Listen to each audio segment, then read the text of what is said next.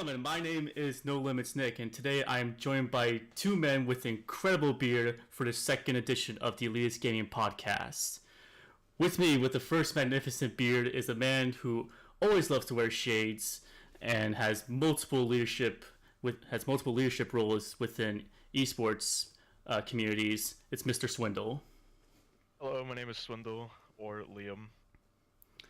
The second lovely beard fellow that has joined me today is a man who loves Fortnite, loves Apex, and he will run around like he's a marathoner getting all those damn kills. I'm joined by Mr. Nodder. Hello, my name is Nodder or Nader, whichever you prefer.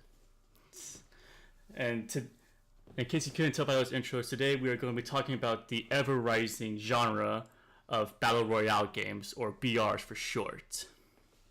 So I'm going to let you guys start off with and tell me what you guys feel about this genre, what you think the top contenders are, and what's your favorites. I'll let Swindle go ahead and start with this. Alright, so, in terms of the top Battle Royales, I really think, in 2019 at least, it's definitely gotta be contending between Apex and Fortnite as the top two, only because of the viewership that they pull on tournaments and in Twitch in general. You could argue that games like PUBG and maybe H1, although H1 is essentially dead with the competitive scene being gone now, as contenders for the top, but in terms of the top, for me personally, it's going to have to be Apex and Fortnite, only because those two still have a very, very strong player base. Those two are probably the most frequently played games, and it's just kind of the top of the discussion at this point. And then for me, I would say that it definitely has to be Apex and Fortnite as well. Blackout still has, I guess, people competing in it, and it's kind of, I guess there's a competitive scene now for it. But even still, it is completely overshadowed by Apex. I think that the fact that both Apex and Fortnite are free games, that alone has pulled such a massive number of people coming to play them. And, I mean, even compared to PUBG, PUBG had its shine, but I feel like it's just being outclassed by games that were able to have more stability. And I mean, Fortnite and Apex, again, the viewership that both of them pull is crazy. I think this will be year of the Apex, because last year was year of the Fortnite. That's what I think. I'm going to agree with both your guys' top picks with Apex, just because of not only if it's it's free, but it's surprisingly launch and how smooth that launch was. I mean, they came out saying 25 million players in the first, what was it, week? 72 hours? They had 25 million players, and it just exploded like crazy. For a while, before that, my big one was Blackout, and after recently getting footage for it for people watching this on YouTube, it has tanked dramatically in terms of player base, because I spent a solid 3 to 5 minutes in one lobby just waiting for the 100 people to join and to launch the game. That's rough. It was insane. I was so shocked that how big of a tank it was. For me, thirdly, it would be me for Fortnite. Shockingly, to me, it still has its charm to it. I actually had a very decent game recently with a bunch of random people in a squad, and even though I'm not a huge fan of the building, it's still a very fun shooter as to play. And last one is just where it all started was PUBG, and for me, it was a great starter to kick off the genre, to get out to the masses. But I think it was Swindle that said it's just been outshined by everything else that has come. But that's kind of what I feel with it on the BR genre. So I'm trying to think where I want to take this next. So with Apex being as big as it is, do you guys feel that it's there will be bigger events like they did with Fortnite? Do you think they'll have those esports tournaments? I definitely agree, and I think that it will be a better fit It's interesting how they made it so it's teams of 3 versus teams of 4, or even solos or duos. It's unique. I don't think I've seen any games where they've made teams of 3 besides Destiny.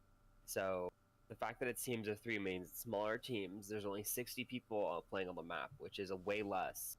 But the amount of action that's in the game consistently is crazy.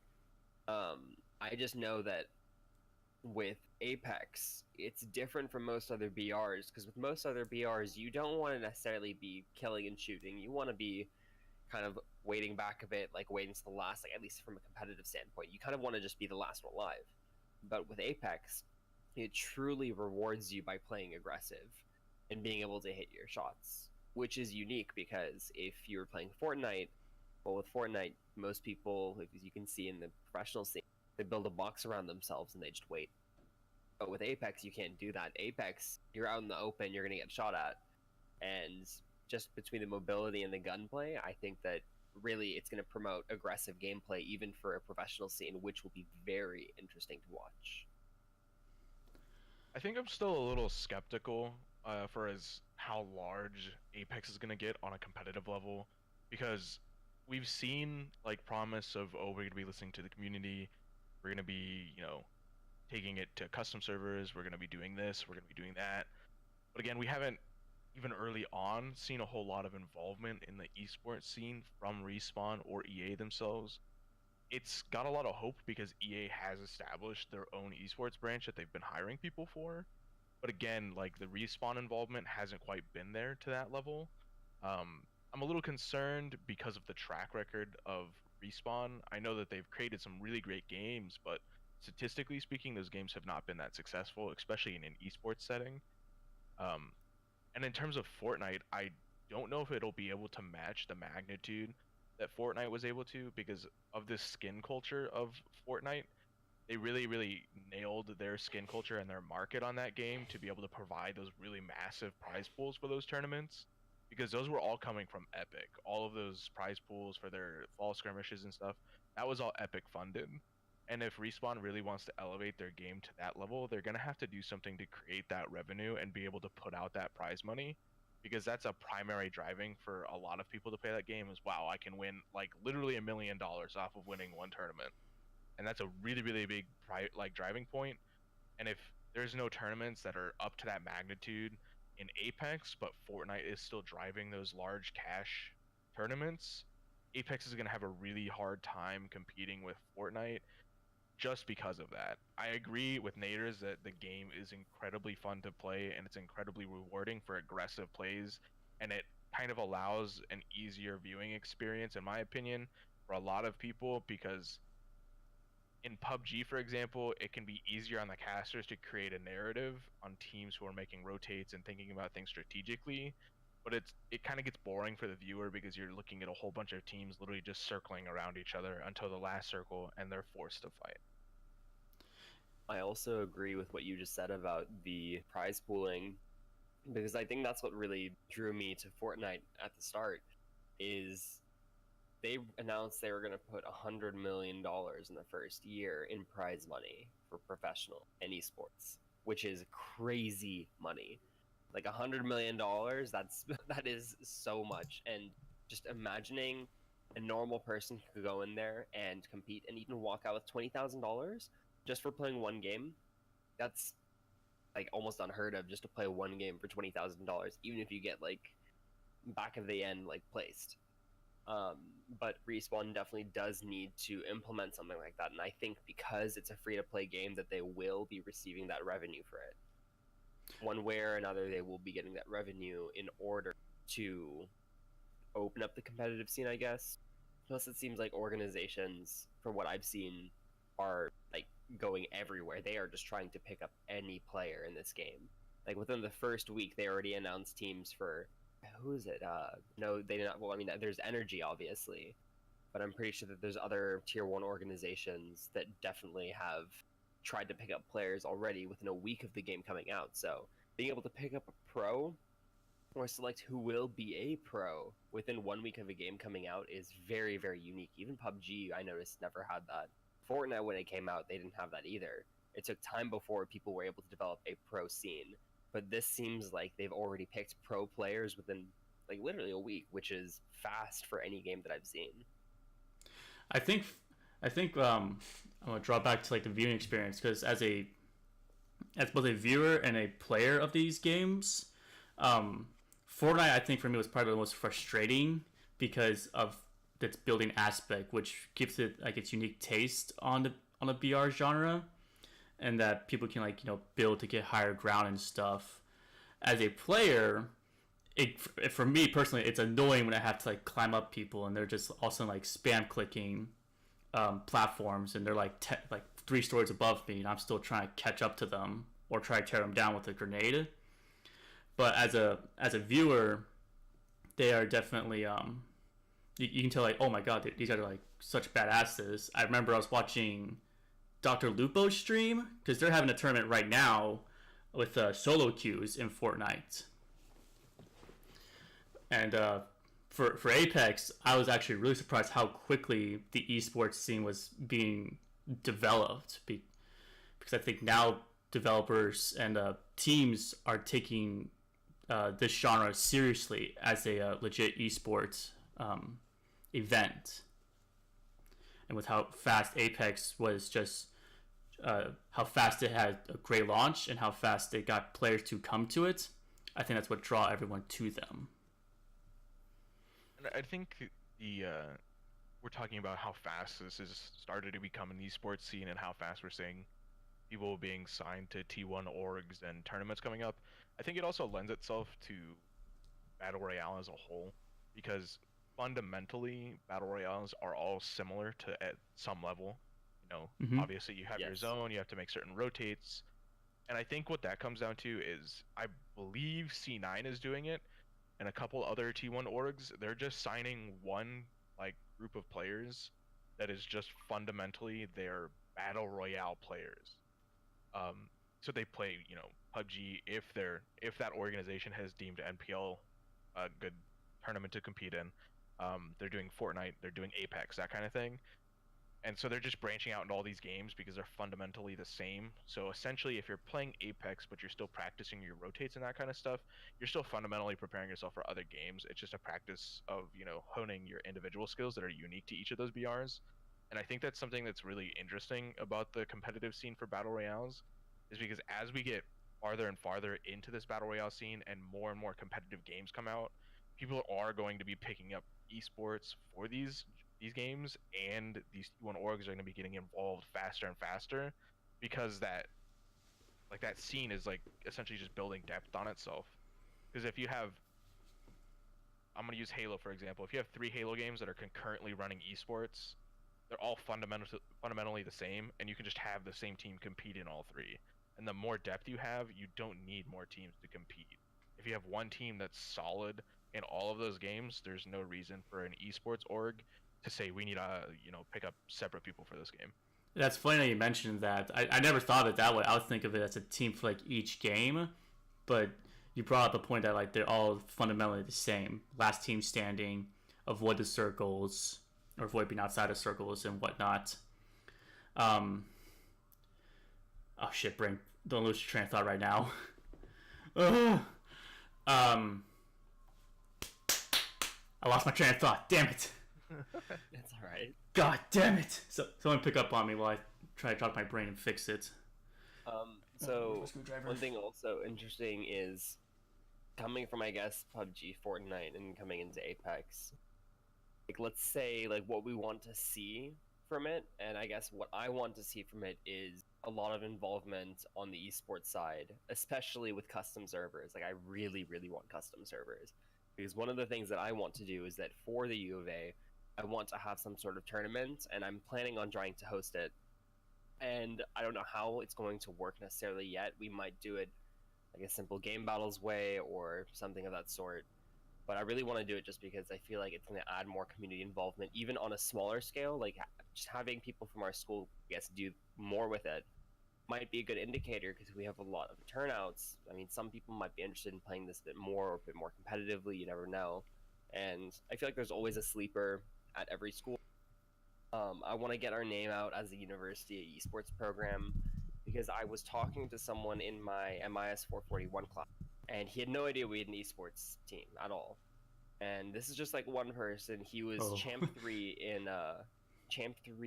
Rocket League, but he'd never heard of it. And I mean, like, that's top talent that didn't even know we had a program or team. Even though we had a team that won the national championships, I'm really happy about that. It's still a little bit upsetting to know that there was someone out there that was really, really good at the game that couldn't even like play for our team. And I don't want us to be missing out on people, because what if there's someone that's like A+ in CS and they didn't even know we had a CS:GO team, or someone who's like a diamond in Overwatch or the Grandmaster in Overwatch, whatever the rankings would be, but they don't know. And same thing with all of the other games. Like, we don't know if these people know about our program. And if they're really good at the games, like, they can always win scholarships, but at the same time, they can be helping our organization. And I feel like having a tournament for something like Apex might be able to bring out more people to go and see it or be interested in it, and possibly even scout out more for top talent. I want to branch off your idea of rankings and leaderboards, because battle royale games, they're the genre, like everyone's trying to make them competitive and stuff, but there's very few leaderboards that show like a person's skill, like how many kills, how many wins do they have. Fortnite has this. I have not seen this in Blackout or Apex at the moment. You have to go to a third-party website to figure out who is the best of the best. And with Fortnite, didn't we have to do the same thing? We did have to do the same thing. I believe like very early on. I think until like Ninja started getting big, and like there was like this competitive scene. People didn't know who the best of the best was. And I do agree that you need to have like maybe custom servers, or like a ranked server, like how Halo does it, where you have like a social playlist and then a ranked playlist. Because that way we can like even out like who's playing this game for fun and who's playing this to be like, you know, serious competitive. Because right now it's just a blend of both skill sets, and we could have someone like Jimmy Newbie over here who just downloaded the game for free to play with his friends, taking on like Shroud and his squad, and they meet each other in the same game. See, that makes me also think that what's interesting is the scrims that they have. Have you ever competed in a scrim, Nick? Personally, no, I have not. I've seen them on Twitch. Swindle, have you competed in a scrim for any game, or for any battle royale game? Yeah, I've used to do quite a bit of PUBG. See, I had only done Fortnite scrims, and when I started playing those, it really was a different game, because I mean, it was nowhere near professional level where the lobby is going to be trying to win just to win, not even trying to do anything else. With scrims, you get maybe a quarter of the lobby trying to do that, and it's just crazy, because when it gets to those last circles, it really feels way more competitive. It's way more about positioning. It's definitely more interesting, and I've heard that they've actually been having scrims for Apex. I'm quite interested in doing that, but again, I don't have people to necessarily scrim with, but I want to see what the, I guess, competitive playstyles are for that game, because, and I feel like people have been saying that everyone's been using Gibraltar in scrims, but I don't see many Gibraltars necessarily in matches. And I want to see, like, I guess, what compositions are, what tactics are, how people engage, because I just want to know, I guess, more on that end, because with these scrims are what end up leading to how professionals play in professional games most of the time. Like this, it usually correlates, like, right to it. So I want to kind of see how it is for Apex. I haven't watched any videos of anyone scrimming, but I know that they just started doing them, so I really want to see what's different about the scrims versus a pug match in Apex.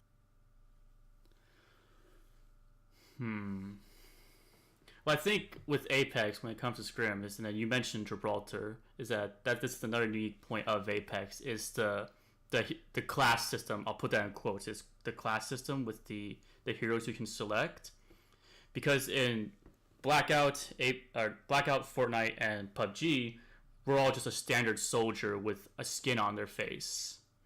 In Apex, you have to actually figure out like your composition, like, okay, what heroes work with best with who, and that's another element of strategy that you got to put forth. Yeah, and I think relating the whole different class to a ranking system it brings a little bit more in depth, because when you look at kind of rankings and statistics for PUBG, it's generally based off of your average placement, and in terms of individual players, you're generally looked at by one number, and it's going to be your average damage per round, or ADR. There's not a whole lot of good ways to track essentially how good a player is in a battle royale where there's nothing prioritized besides kills. So in something like PUBG, it doesn't really matter anything besides your placement and how many kills you get. Because in competitive scenes, you get points for kills and you get points for placement. That's all. Mm-hmm. You can track things like, how many times you meted and all that kind of stuff with live APIs. And I'm going to bring a little bit of an oddball that we haven't discussed in, but there's a very small 10-cent battle royale named, Ring of Elysium. And in their stat system, they use a live API inside of their game to actively track a rating on a scale of from 1 to 10 for several different, I believe it's survivability, med, killing, placement, and survive. It's a whole different branch, and essentially they give you a breakdown of your average rating from like 1 to 10 in each of these categories. And in terms of, for me, that was kind of one of the more intuitive ranking systems, because they had formulas to rate your survivability, how you're reviving your teammates, how you're meting yourself, obviously, to stay in the game, how many kills you're getting, and it would kind of give you a branched out coverage of essentially your skill rating on a level of from 1 to 10. I think that was a really unique way to go about ranking things. And then in Apex, the class brings in a whole new different level, because you can ask someone who plays Lifeline a lot, and they're like, oh, well, I have this ADR and this amount of kills and this amount of damages and all those other kill trackers that they provide for you in game for this character, but this character I also have this. So it kind of brings in an Overwatch element of like, oh, well, I'm a main tank with this, or I'm a DPS player with this. So the whole ranking system with Apex is really unique in that sense too, because you have so many different trackers that you can keep in game even. But additionally, you have like your stats for a given class. Yeah, That is true. there was a meme I posted the other day, or I mean, meme I found the other day, and it was, oh God, who was it? It was someone's kill tracker of daughter, help me out here. It's your main girl. My main girl, Wraith. Wraith, yes, it was Wraith. Someone had their Wraith stats cards, and they did like 1,000,000 DPS. And next to it was the mouse from Cat Dog closing the door, because people were just like, "How do you have 1,000,000 damage already?" I guess that's talking about Dizzy right there. Dizzy's fucking crazy. Oh yeah, he is. He was a maniac. I mean, I was saying people were maniacs when you see the champion. It's like, oh, I have like 500 kills and 1,000 headshots. It's like, what the fuck, man? Do you even sleep? Do you even sleep with this game? It's been out for like a week. But there are some people who are just naturally good at BRs and can just dominate the scene early on. I think also this what's interesting about, I guess I want to, like, Apex definitely is the hot topic right now, so I definitely want to mention some more things. It's the gameplay that's very different than most other BRs, because when you look at Fortnite and when you look at Blackout, actually not Blackout, I'd say when you look at Fortnite and PUBG, they're definitely much more slow-paced. You can play both of them fast-paced, but it's not rewarding, and the odds are against you. Blackout, I think you can play a bit more aggressive as well, but Apex by far, you can play real aggressive. Like, it almost reminds me of playing Call of Duty 4 or Modern Warfare 2, where it's just high action, high intensity. It's a little mix of Halo 3 in there as well, I feel like, but it's just a different game. And I think that alone, it is a different game where you don't necessarily have to be good at BRs. If you're good at, like, quote-unquote Twitch shooters, it will help you at this. Like, even coming from Counter-Strike, I came from Counter-Strike to these games, and my aim alone has helped so much in this game, just from how the gunplay works. It's different from PUBG, Like I was able to shoot well in PUBG, but just positioning and everything was bad. But with this game, between the fast movement positioning, as well as being able to strafe and AD, it really is, I guess, a different combination of mechanics for this game that will, I guess, like push people towards success. You mentioned, I was about to say feels Batman for Blackout, but that's actually why I like Blackout a lot for for its gameplay and its high pace. When I was getting footage for this podcast, when I went to go play Fortnite, I felt like I was on a treadmill after playing Apex for, what was it, 13 hours. I was just like, oh my god, I'm so slow. Even the drop was slow. I felt I was like not going anywhere, but yet my my minimap had me flying across the map towards my destination. But yeah, I do agree that the fast gameplay from Apex, which is almost copied and pasted from their Titanfall franchise, really cemented it as a good and fun shooter. And I think also what is great about Apex, no fall damage. There's that adds to That's a blessing. that adds to the aggressive playstyle that I think that you were loving earlier. Is that there's just no fall damage. It definitely is something that's nice. It's a nice little addition. It's a lot of little things I think that they put in Apex that make it enjoyable for me. Okay, I think in terms of like what makes Apex unique in terms of movement and all that kind of stuff and how it plays out, is it really does lend itself to a lot of the classic games that a lot of people enjoyed as kids, especially from our generation. Like looking back, there's been so many memes relating it to like Halo and all that kind of stuff because it lends itself to essentially like the console built nostalgic shooters in some ways. What makes that really important is because it appeases their like target audience of the people that are really getting into esports right now. Like the people who are playing Halo as like young kids are now getting to the age where they're getting into the professional esports scene. So being able to lend yourself to those games and being able to relate yourself to like unique movement compared to very clunky movement, and I'm gonna say that Blackout has clunky movement. I didn't necessarily like it. That game was a little too console-esque for me. But also PUBG, that movement can be very slow sometimes. Having fast-paced movement where you can kind of have the freedom to do whatever you want in terms of your movement is super important for making it popular. so we've been talking mechanics for a long time and like what makes these games good. What what are some like interesting events or stories that you've come across playing these games? Because we've talked about it, but what's it like playing it? I should say now, like, have you run into like any crazy pickup groups, or has anything crazy happened within your own squads? So one thing that was pretty crazy is that Swindle and I were playing with, I think it was Phil, and we managed to go on a 5-win streak, which I think for our school is the biggest win streak that we have. I know that people probably have like over 10 and stuff, but I mean 5 is still pretty nice to have 5 in a row. So that was pretty cool. Besides that, I know that because Apex is a new game, there's a lot of mechanic things that are, I guess, usable. So for instance, I found that there's a way with the Peacekeeper, which is a pump shotgun, you're able to cancel the pump animation and just shoot multiple times in a row. Not easy, but it's definitely doable. It's almost like doing a double pump from Fortnite before it was patched. And I learned how to do it, but it's very hard to implement.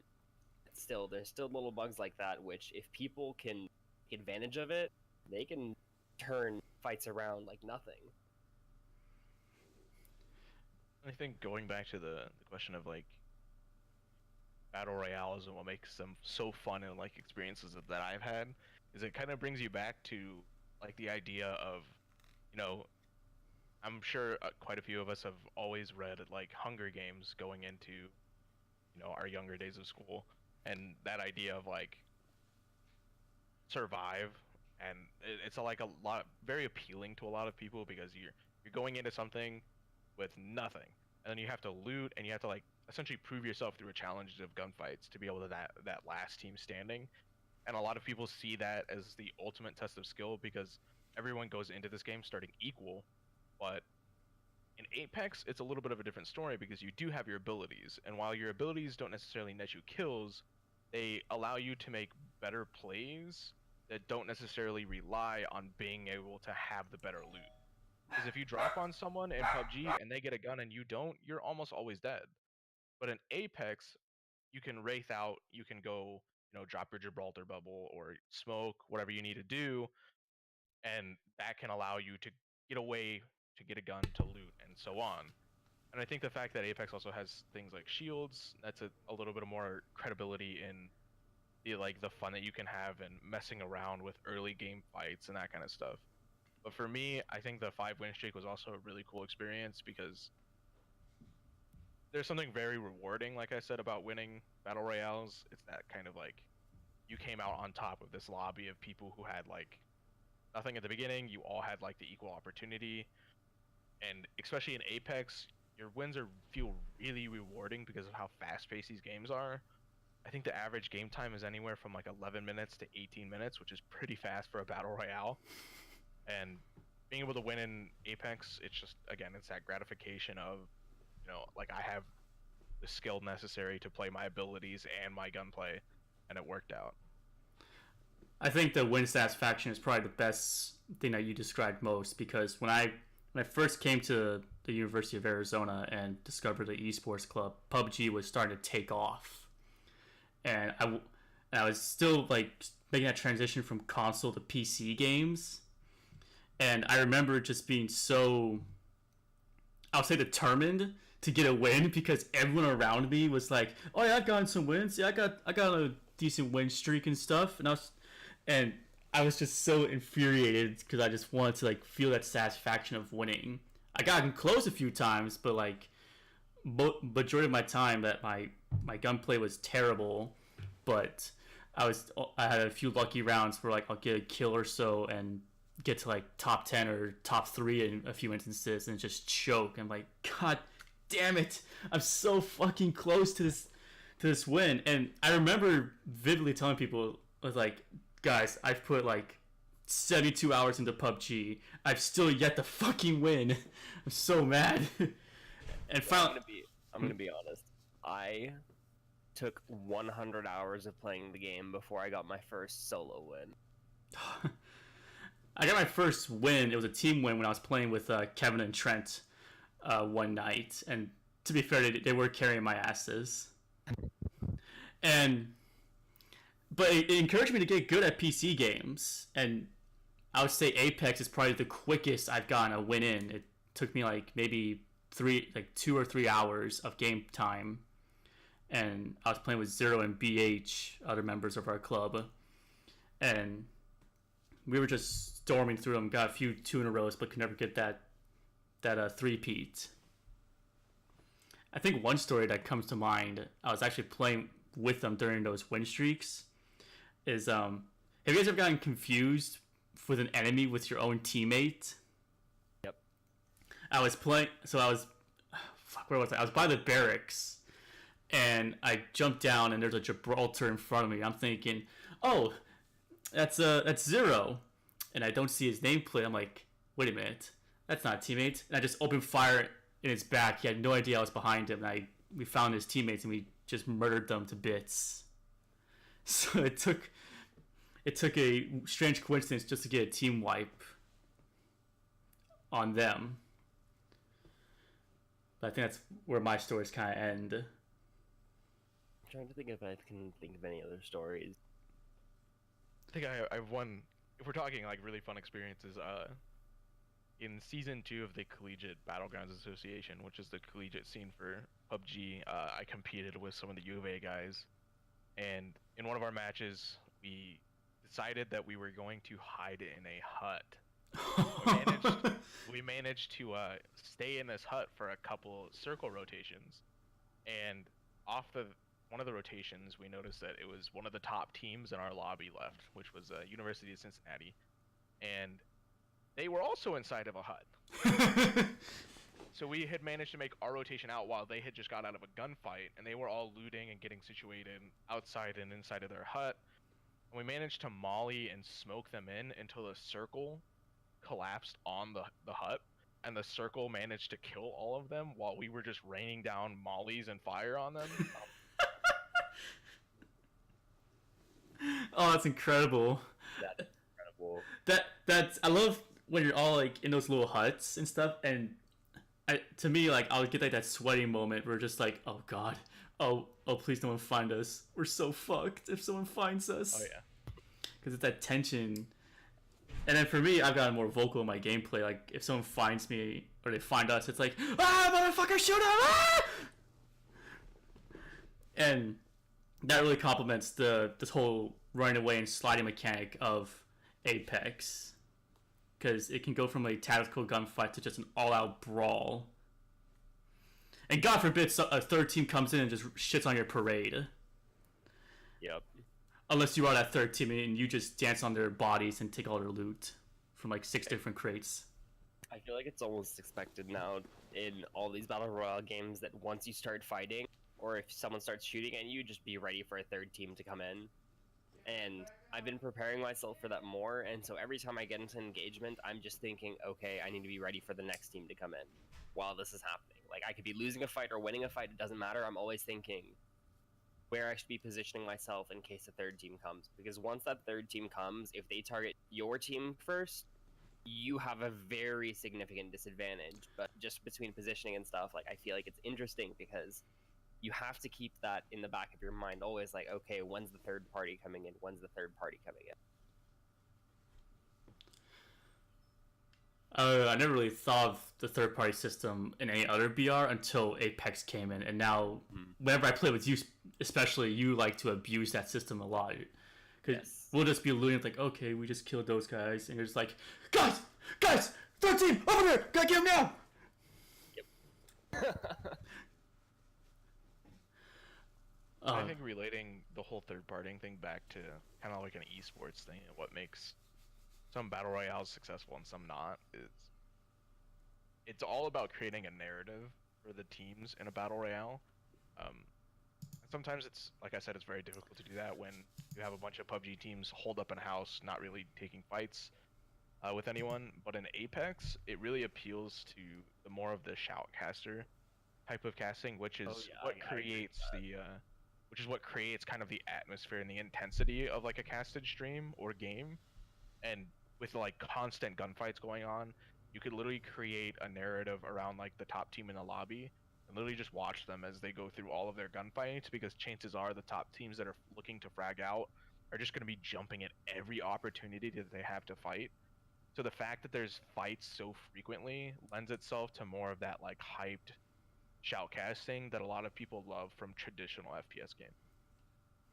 I'm trying to think, when was the last time I watched an esports cast? Well, actually, going back to esports, because this is what I've made this podcast all about. Do you guys believe that this genre can contend with like the MOBA scene and like the FPS scene that gains huge popularity on Twitch when their championship scenes open up?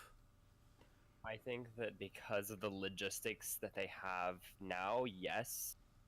When these games first came out, I think it was a bit harder, but at the end of the day, now they're able to get 60 people together, or like even 100 people for the skirmishes, let's say. They're able to get those people in together. They've built stadiums for PUBG, if you've seen those. Those are actually really cool. I have. And in general, they now actually have like the physical logistics and server power to do this sort of stuff. Like, I know before I used to play with my dad Battlefield 2. Battlefield 2, you could play with up to 64 people, which is crazy for the time. And even still, if you were playing in a full server, there was always some sort of server issue, and this was like over 10 years ago. But now you can have 100 people playing with little to no server interruption, especially if they make sure it's like a secure custom server. And it's just really interesting that now they actually have the logistics for it. I think that it was a work in progress when they first came out with these BR games, but now from a competitive standpoint, they definitely have the logistics to host these tournaments, and I think that they've done well with it, if anything. In terms of battle royale as a genre, I think it's pretty hit or miss in terms of what's successful and what's not these days. Because when you look at Fortnite and you look at Apex, which are arguably and agreed on that they're the two most popular BRs in the scene right now, it takes a whole lot of uniqueness and a lot of spin to create a very popular BR. And I think one thing that it boils down to is, at its core, is it playable for everyone? Because to make a successful esport, it's something that people are going to have to relate to, and obviously it's going to be something that people enjoy playing.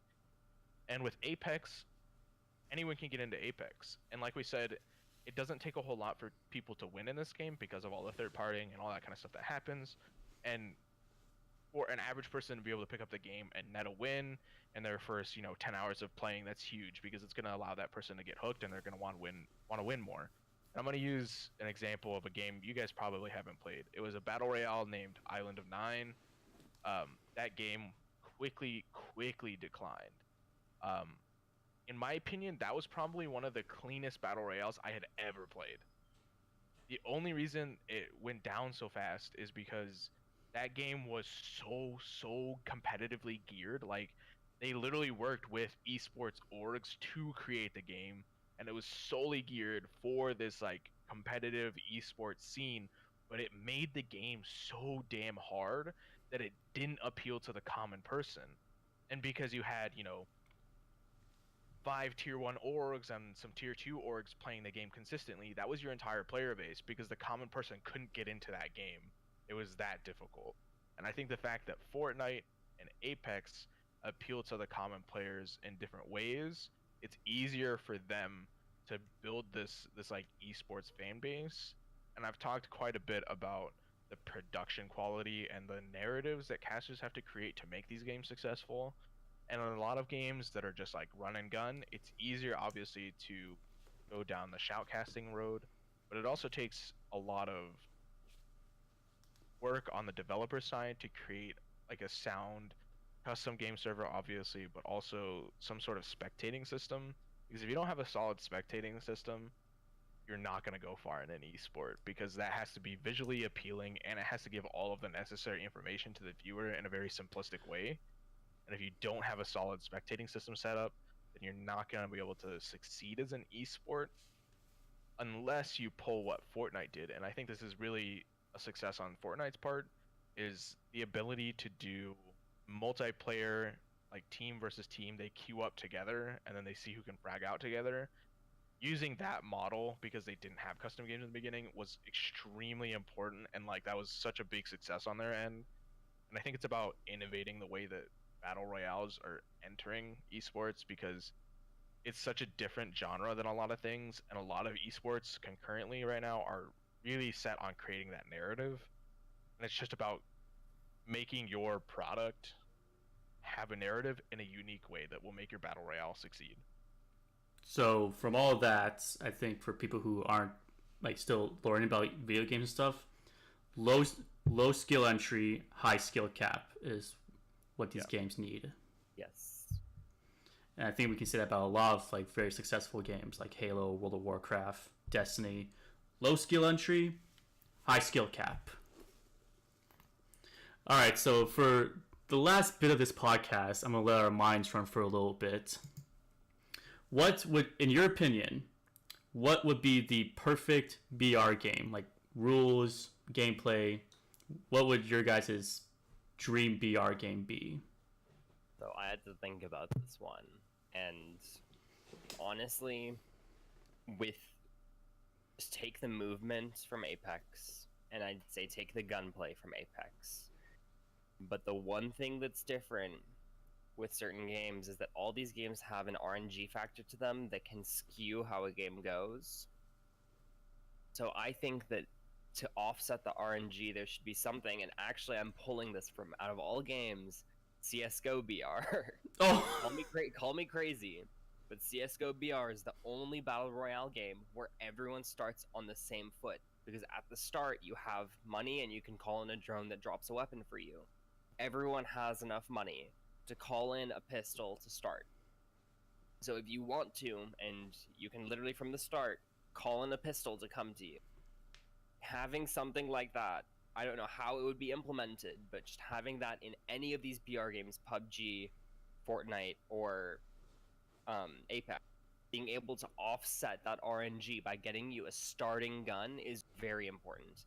In Apex, I think it's actually interesting because you don't necessarily need a gun at the start. You can beat people just by punching them, which is kind of crazy. It's easier to do that than any other game that I've seen. But being able to level that playing field just from the start, even if you have the worst pistol like the P2020, or even start everyone with a P2020, I think that could be something that would make it perfect. I think it's just limiting that entry RNG, just giving everyone an even playing field from the start is what is good. And I know that that's how it is just by spawning in with nothing, but having a weapon, even if it's a sidearm, would be very important for minimizing that RNG and I guess increasing that early game gunplay. Yeah, I'd agree here. And actually, one of the games I mentioned earlier, Ring of Elysium, has a system similar to kind of a combination of Apex and what you just mentioned. It has 3 different classes, which are related to 3 different mobility types. You have, at least in the current map that they're playing, you have a grappling that's kind of like Titanfall or Attack on Titan, where you can like shoot a grapple from your hip, and then you can like kind of zip to things. You have a grapple, you have a BMX bike that you can go around on, and then you have a hang glider that you can use. And each of those classes all have the same carrying capacity. That was different in their first season. They had varying capacities that they could hold. And then each of the classes also starts with a different weapon. So you have, like, if you're hot, like dropping hot, obviously you're going to go to class with the shotgun. If you're not necessarily dropping hot, maybe there's 1 or 2 people on you, but you want more mobility to be able to move around your city or wherever you dropped, you're going to pick something like a pistol. And I think that was great because it eliminated, one, the need to like rely on car RNG, because that is something like in PUBG. Like if you make a drop and you're far out of circle and you loot long and then you have horrible car RNG, you might die to zone. It eliminates all need to depend on cars for RNG, and it eliminates on all RNG in your initial drop because you all have a gun. And I think it was like, for me, it was the least RNG game, and it took the most like heavy dependent aim to win that game. That's very interesting. I think for me, I'm gonna follow with you guys. I'm gonna say like take the movement and gunplay of Apex. However, to remove the RNG system, since I think we can all agree that can universally screw a team over more than anything else. Even like a game like Apex, you're in a high tier loot system. You go through 4 buildings and can't find a gun to save your life, or you're stuck with a Mozambique. You open every chest. There's 3 of them. But I was gonna say just start everyone with the Mozambique. Honestly. Well, I was gonna say like to eliminate RNG, I would say like have set guns in set specific areas. So like in Blackout, there's a lot of influence from the old maps. I'm gonna take a system from a game called Halo 5, where their guns are set on in specific areas on each section of the map. It's like, okay, this is the guns you're gonna get every time you drop. However, in order to add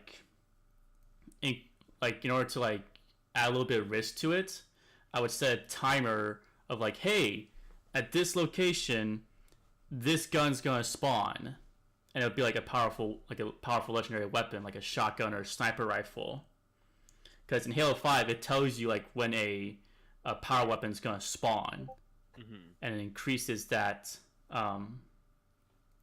that urge, like, okay, we need to secure this position now so that we can get this weapon before the other team does. So, how would I do it? I think the only problem that you create there is you're negating the fact that a lot of teams, like, most teams will either rotate circle early or late. And then by introducing a set spawn, like, hey, this is going to spawn here, that almost needs to be RNG, because if a team will camp that location and then control it, it's almost like that can turn the tides of a battle royale, especially if it's like a legendary weapon that has a lot of killing capacity. That ability to know exactly where that's going to spawn turns the tide a little bit where RNG needs to have an effect. And again, like, well, this is why I'm not a game developer, I'm a writer. Yeah. But that's what I would think in a perfect world is like have the guns know we're gonna drop. That way you can tell like when people are all dropping, like, oh hey, they're all going to, what is it, Thunderdome. and that's where all the shotguns spawn. But See, and I've played Halo before, and I love Halo, and I love that aspect of it where it's like, okay, there's set there's set guns everywhere. You know that you're gonna pick up power weapons here at these intervals. But then again, that's why with the whole battle royale scene, that's why I was thinking the biggest problem is like as nice as it would be, like maybe okay, I feel like the drops are what replace that, but that's where it's also a little bit more randomly based, which does make it a little bit nicer. I think the drops do offset something for that because it gives everyone a chance for that power weapon. But the CS:GO BR thing, I'm not even kidding, of having the option to get a gun at the start when you spawn is really important because I mean, like, how many times have you guys played these BR games where you walk into a room, there's no gun, you walk into the next room, there's no gun, you walk into the third room, there's still no gun, you walk into the fourth room and there's an enemy fully kitted aiming at you, and then right then and there you just leave because you can't do anything. I just fight, you try to leave, whatever, it doesn't matter. Like at that point, once you've gone through 3 or 4 rooms of nothing, maybe finding a single grenade, there's so little you can do. You can try your absolute heart out, but someone with a gun who's got decent aim, they're gonna kill you. Like right then and there, they're just gonna kill you. So to offset that, even being able to start with like a pistol, like have you guys tried to use the P2020? It's a pea shooter. It does 10 damage every shot. It doesn't really do that much. Even starting everyone with that, I feel like would be very fair. Even one clip, like 15 shots, or not even 15, 10 shots. Just 10 shots, no extra ammo. Just start with that.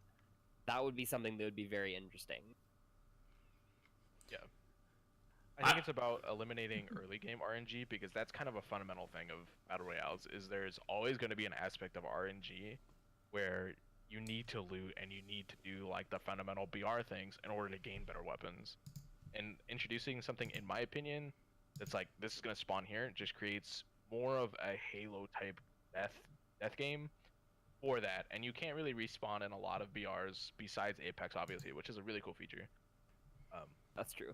Mm-hmm. But that like it creates that deathmatch type deal over that one weapon, and then you're gonna get most of your lobby caught up fighting for that one gun that's gonna net them 4 kills throughout the entire game.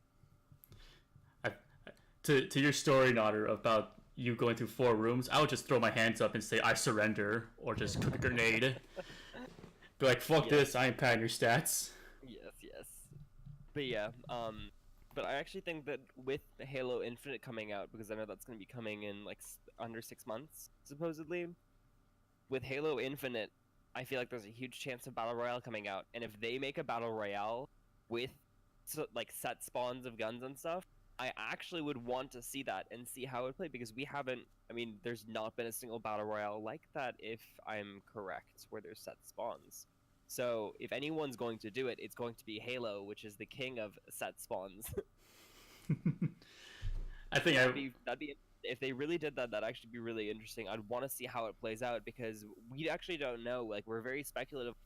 I think we can all agree that eliminating early game RNG is important. But if you made a battle royale based off of set spawns, I want to see how that would play out also. Yeah, I think that's like the one BR game I would actually be hyped for is a Halo BR. Because I would be very curious, like, will we start like in SWAT style or will we all get full shields at the start? Mm-hmm. There's a whole lot of mystery that I don't think we have enough time to delve into about that rabbit hole. Let me look through my notes really quickly and see if there's anything else we can talk about. We kind of checked off everything. Is there anything else you guys would like to bring up about the BR genre or esports in general? Swindle? Say again? Is there anything you would like to bring up about BR or its esports scene for our lovely audience listening? I think it's more just about being patient. It's compared to a lot of the FPS genres that have a lot of time to prove themselves. For example, CSGO has had a very long time to establish itself as one of the top esports. Keep in mind that a lot of these games are very new, and there's a lot of people that are trying to come out with the next like top battle royale. And I think it's just about being patient until we find that one that we can kind of stick to, or a couple that will eventually grow into the competitive scene for battle royales, because everyone is like moving from battle royale to battle royale, no matter what. Like, they hop to game to game to game, and I think if you just need to stick to one game, give it a shot, and it may grow into an esport. Other than that, you're just gonna have a bunch of flimsy esports that are just hanging out. Yeah. We need something like the old Halo and Call of Duty wars back in the day. Which game's better? My game. No, it's my game. Those are the good old days. Good old arguments. What about you, Nader? You got anything else you want to say? I want to say that out of all the games that I've played in my 16 plus years of gaming, I feel like I've been the best at Apex. And it is something that if I've been playing games for 16 years, I want to take it a bit more seriously. So in any way, I want to help with this game or play a bit more seriously with this game, because it obviously seems like it has the gunplay down. It's from developers that I love. It's fluid, which is very rare for games nowadays, I feel like. There's a lot of games that feel clunky that come out, and this is one of the few games actually just does not feel clunky. It's the exact opposite of that.